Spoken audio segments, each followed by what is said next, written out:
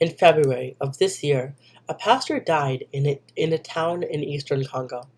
During his funeral, his family broke upon his coffin and family members handled his body, as was custom. Nearly 50 people who attended that funeral were dead within weeks. That single funeral is now believed to be the spark for an outbreak that has already killed more than 800 people, and the World Health Organization has declared the 17th Ebola outbreak in the Democratic Republic of Congo. Unlike past outbreaks, there is no approved vaccine or treatment for the specific virus strain, and it is spreading through a conflict zone with active displacement and highly mobile mining and trade corridors, which is exactly why containment has failed so far. So, with this knowledge, it is imperative that we ask the question, how can the Ebola outbreak be most effectively controlled? The outbreak can be most effectively controlled through a strategy built on rebuilding local trust, tightening cross-border coordination, and surging international medical capacity into the hardest hit zones. I'll prove this in three ways. First, rebuilding community trust to stop resistance at the source. Second, tightening cross-border surveillance to catch spread before it becomes before it becomes a regional emergency. And third, surging international medical capacity since no vaccine exists to shortcut this fight. My first reason addresses a specific problem. Local communities are actively resisting the response, and that resistance is costing lives directly. Doctors Without Borders reports on July 12th of this year that an Ebola burial team was attacked and 11 patients fled a treatment facility during their response.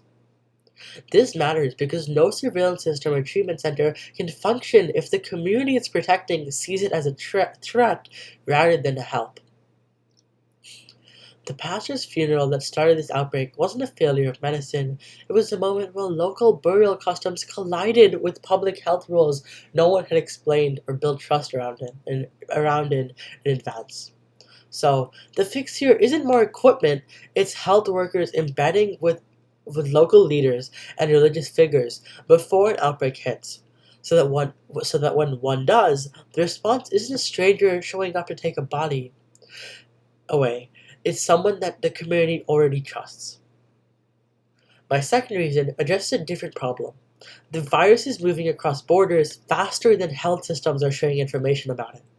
The Lancet reports on May 27th of this year that transmission has occurred along highly mobile mining and commercial corridors in conflict-affected zones, with increasing risk of regional spread, and that delayed detection significantly amplified transmission early on. This matters because this outbreak already crossed from Congo into Uganda, with cases confirmed as far as France. A virus moving to commercial trade routes doesn't stop for a checkpoint, so the fix here is the Democratic Republic of Congo,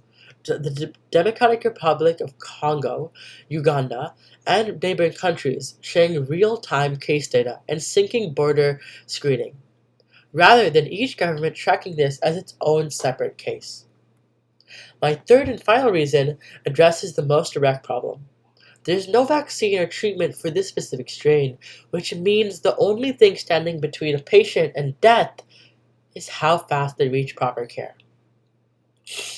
Doctors Without Borders reports on July 12th of this year that more than 1,400 of their staff are currently on the ground in the Democratic Republic of Congo and Uganda, treating patients and setting up isolation units, precisely because there's no approved medical shortcut for this virus.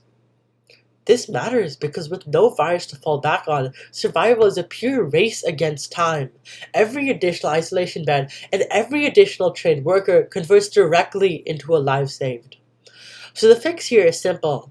We must give unglamorous funding and staffing to isolation units faster than the virus can spread, since there's no other safety net to fall back upon. So, how could this Ebola outbreak be most effectively controlled? By rebuilding trust so communities stop resisting the response.